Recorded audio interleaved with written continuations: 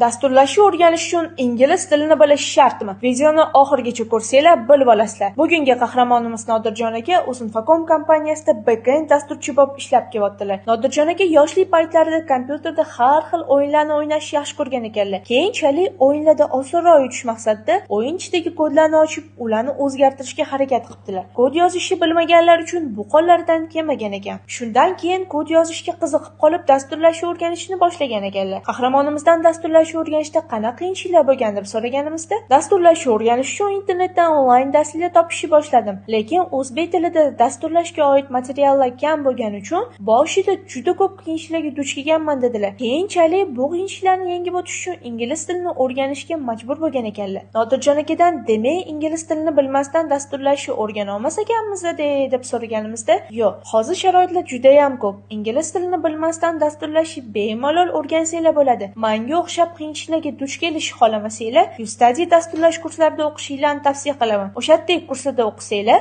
o'qish davomida Uzinfocomda stajировка qilib, real loyihalar bilan ishlab dasturlashni bemalol o'rgansanglar bo'ladi. Agar o'zinglarni yaxshi ko'rsatsangiz, Uzinfocomda ishga ham olib qolishadi dedilar. Agar sizlar ham YouStudy dasturlash kurslarida o'qib, Uzinfocom kabi katta IT kompaniyaga ishga kirmoqchi bo'lsanglar, unda kommentda plus qoldiringlar.